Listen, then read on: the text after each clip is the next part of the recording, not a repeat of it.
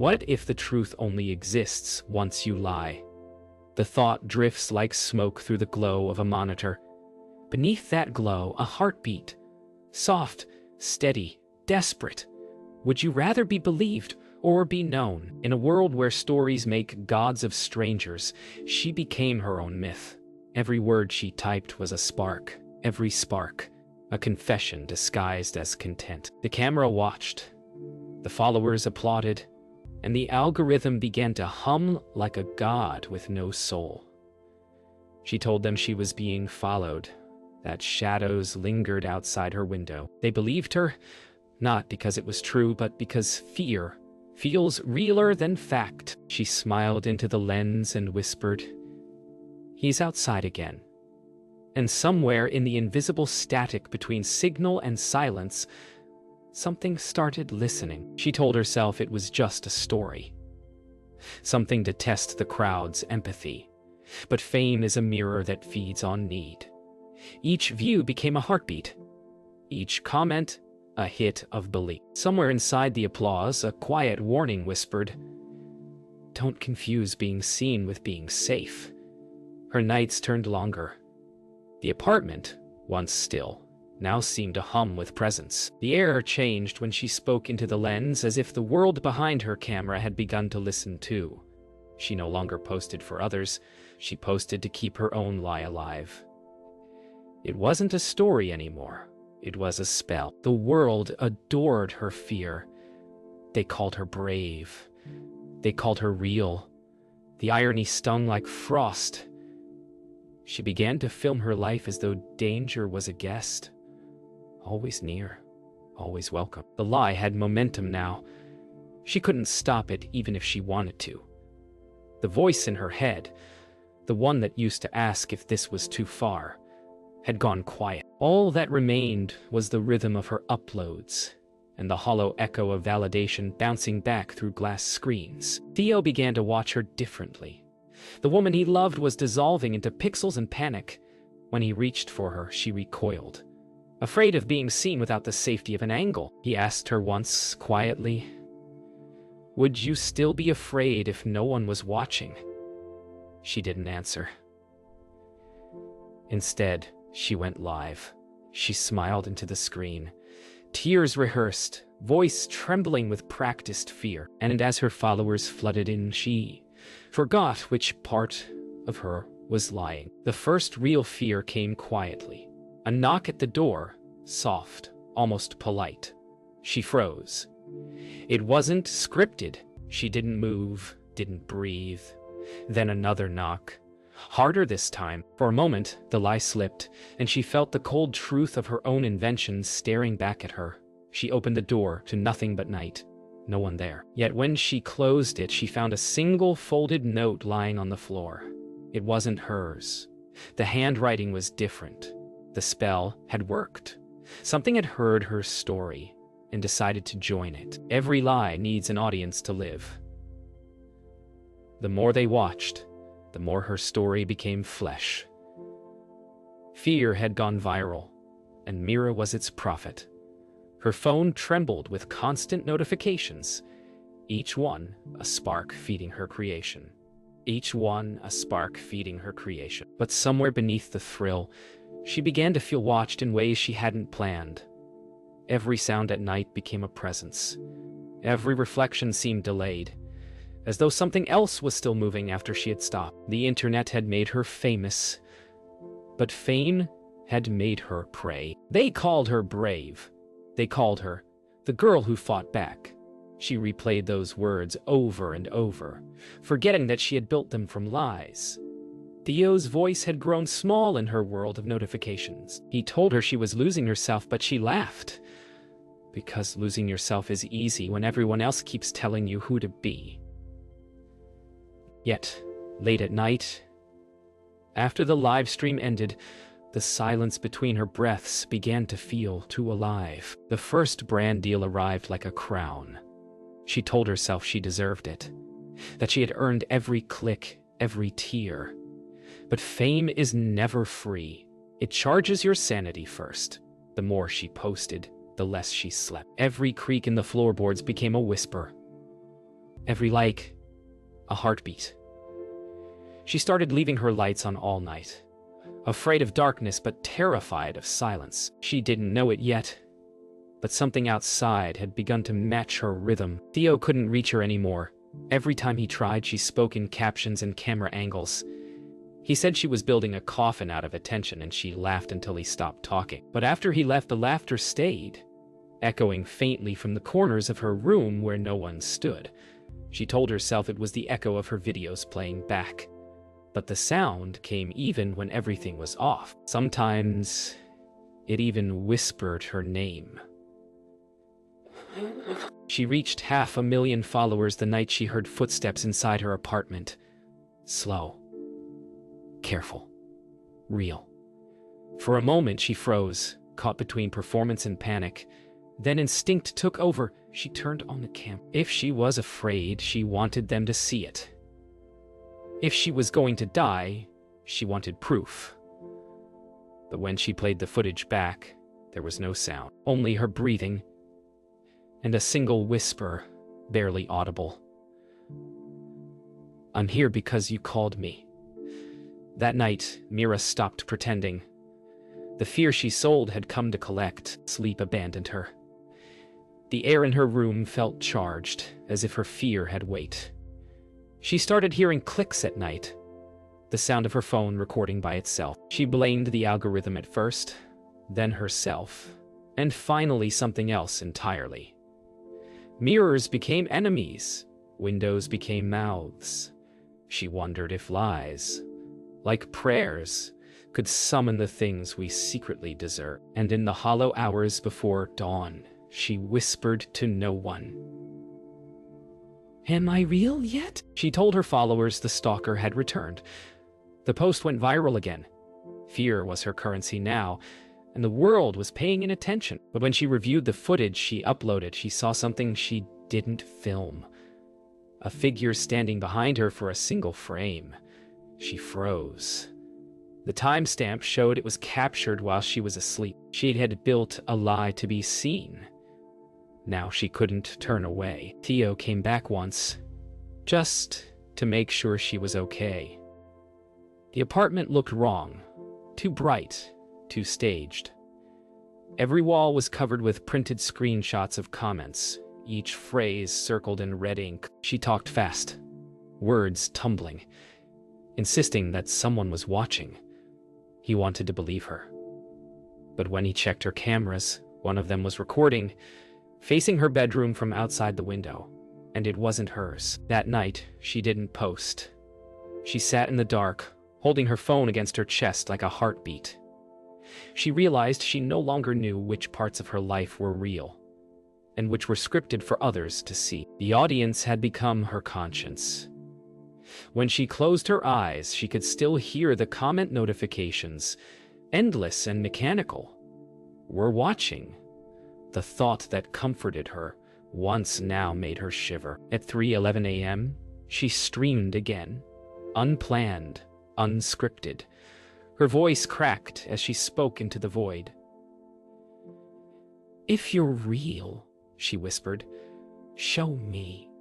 The camera caught a sound. Footsteps approaching from the hall. She froze. A slow creak followed. The audience flooded the chat. We saw it. Her eyes widened. Then she turned toward the door. And for the first time, she wasn't acting. The internet doesn't believe in mercy. One morning, she woke to find her name trending again. But this time, not as a victim. Fake, manipulator, liar. The comments stabbed like a choir of betrayal. Screenshots of her inconsistencies spread faster than her story ever did. The same people who once worshipped her now demanded confession. She wanted to scream that the danger was real, that she wasn't lying anymore. But no one listens to truth from a liar. Her followers dissected her life like detectives. Every photo, every shadow, every time stamp. They wanted blood disguised as truth. The comments called her a genius and a monster in the same breath. Theo tried to reach her again, but she didn't answer. Maybe she thought silence could protect her, or maybe she was afraid that even her voice had become unreliable. The more she hid, the more they hunted. The digital crowd wanted a confession, not closure. Sponsors withdrew. Platforms flagged her content. The audience she built began to crumble beneath her feet.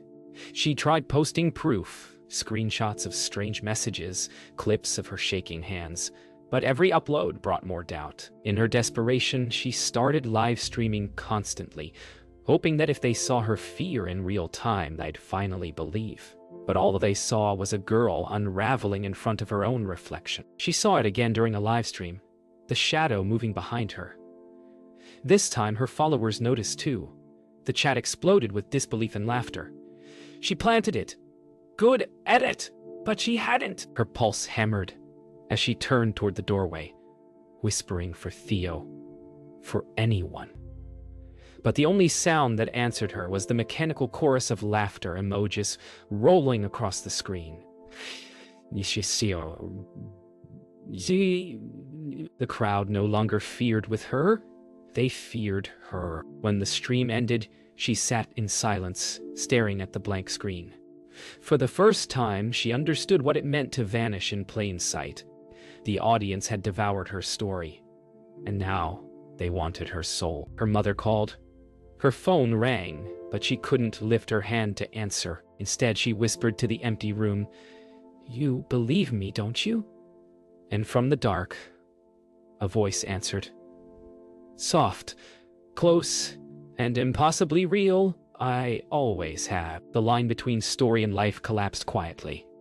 There was no thunder, no revelation, just the slow realization that someone was inside her world. Every knock, every whisper, every shadow was no longer hers to invent. Fear didn't come as panic anymore. It came as certainty. She stopped streaming, stopped sleeping. The phone stayed on, recording by instinct, as if survival depended on evidence. She once lied to feel alive. Now she told the truth and prayed someone would believe it. She went to the police. They smiled politely, asked for proof. Proof. What an impossible word. She showed them her clips, her screenshots, her fear dressed in pixels. They saw only stories, edits, illusions. The officer said, "Maybe it's just your followers." She wanted to scream. That's what I'm afraid of. The world she built had swallowed her whole, and now it was spitting her back out as fiction. Theo found her sleeping in the living room with all the lights on. He knelt beside her, whispering her name. She didn't wake right away. When she finally did, her first words weren't hello or thank you. They were, "Did you lock the door?" He looked around. The locks were scratched, bent. Something had tried to get in. He pulled her close. For the first time, she didn't resist. And for the first time, he believed. That night, the cameras caught something, finally. At 2:47 a.m., motion detected. Dorsh. The feed showed the living room empty for a second. Then the screen flickered, and there it was. A figure moving through the room, head turned toward her sleeping form. No face, no sound. Only the soft distortion of someone real. She wanted to delete it, but her hands couldn't move. Proof. She had proof now. But proof was just another kind of prison. The final straw came when she checked her phone and found new footage she hadn't filmed. Her bedroom, from an angle she didn't know existed. The sound of breathing filled the clip. Her breathing, and someone else. The screen went black, then flashed a single text message. "Nice performance." She dropped the phone. It wasn't the stalker she feared anymore. It was the truth that her story had outgrown her, and now it was writing itself. She stopped leaving her apartment. The world beyond her door felt fictional, but the one inside her screen still moved, breathed, and spoke back. Her reflection had begun to lag, half a second slower than her real movements. Sometimes she caught it smiling when she wasn't. She wondered if the camera had stolen more than her image. Maybe it had taken her soul in pixels, uploading her fear piece by piece until she was just another file in the system. The lie had ended. The performance hadn't. Theo returned one last time. He found her filming herself again, whispering to the camera as though it were a living thing. Her eyes flicked between him and the lens like she couldn't decide which one was real. "It's all connected," she murmured. "He's watching through the screen." He begged her to stop. But her fingers hovered over the Go Live button like an addict over a flame. She pressed it anyway, and looked straight at him as if daring the truth to hurt. The internet turned silent. Her followers had grown tired of the drama, moved on to newer faces. The numbers dropped until only one viewer remained, an account she didn't recognize. The username was blank. She tried to block it. The button didn't work. It just stayed there, unmoving, watching every second. That night, her devices turned on by themselves. Every screen glowed with her face, looping endlessly, whispering her own words back to her, in a voice slightly not her own. Her mother called, begging her to come home. But the word home didn't mean anything anymore. Mira stared at the wall, seeing comments instead of paint. She whispered, "They're still here." Evelyn didn't understand. How could she? The watchers weren't outside anymore. They lived in her devices, her mirrors, her pulse. She wasn't being followed. She was being streamed, constantly, by something that didn't need Wi-Fi or approval. The night before everything ended, she went live one last time. Her voice was calm, almost peaceful. "He's not real," she said softly. "But he's here." The chat was empty except for that one viewer. "What do you want from me?" she asked. For a long moment, nothing. Then a single message appeared on the screen. "To finish the story." She smiled. A small, sad, knowing smile. And whispered, "Then watch." The feed went black. Morning broke quietly, as if the world had forgotten her. The apartment was still, filled only with the hum of powered screens.